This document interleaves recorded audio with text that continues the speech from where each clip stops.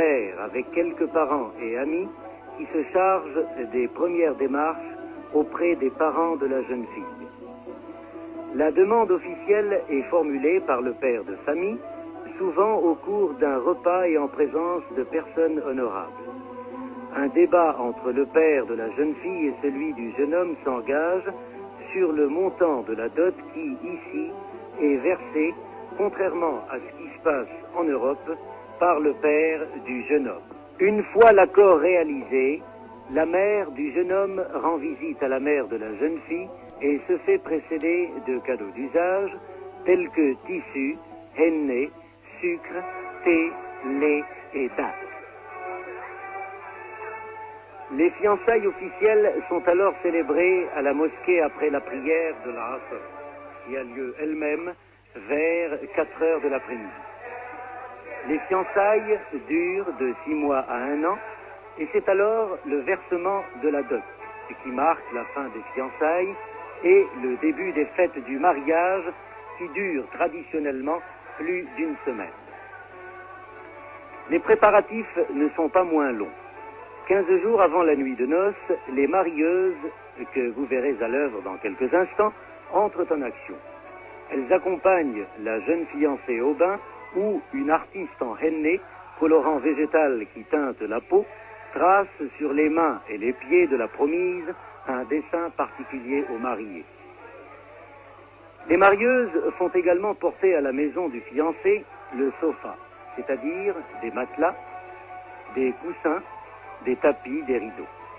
Elles aménagent une alcôve nuptiale ou darchoucha, tendue de tissus brodés et d'étoffes écarlates, où la jeune mariée viendra s'installer tout à l'heure. Mais le travail des marieuses n'a véritablement commencé que plus tard, lorsque la fiancée est arrachée de son sommeil pour être parée comme il convient par ses spécialistes. Elle la farde violemment et la couvre de lourds bijoux, d'étoffes brillantes et somptueuses. Ce costume, vous en jugerez tout à l'heure, lui donne l'allure d'une idole ou d'une divinité immobile, le regard pudiquement baissé. Les marieuses lui couvrent le visage d'un voile et la promènent lentement autour du patio. Et cette cérémonie est appelée la dora ou ronde nuptiale. Habituellement, la jeune fille est placée sur une table ronde, la mida est portée à même les épaules des marieuses qui la ramènent à pas solennel devant les invités.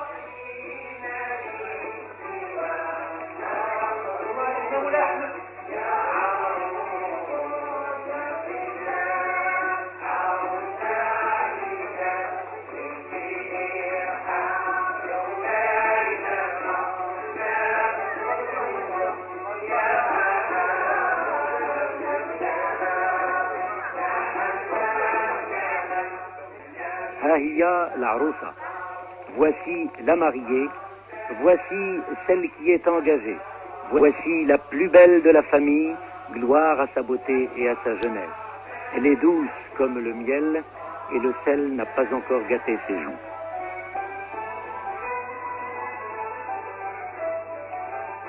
Des spectacles sont alors offerts en l'honneur des mariés et de leurs invités, tels que concerts andalous et ballets.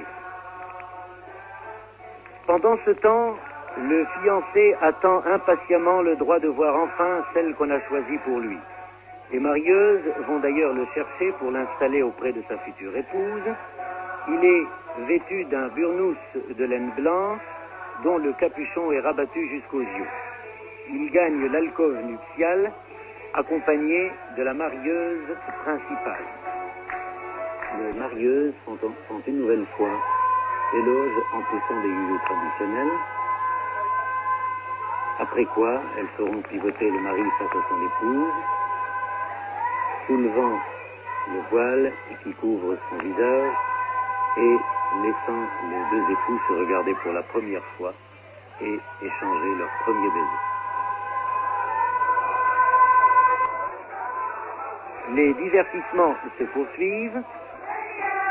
9 jours après qu'elle en accomplira le premier geste, symboliquement, elle confectionnera un pain preuve de son attachement à son nouveau foyer.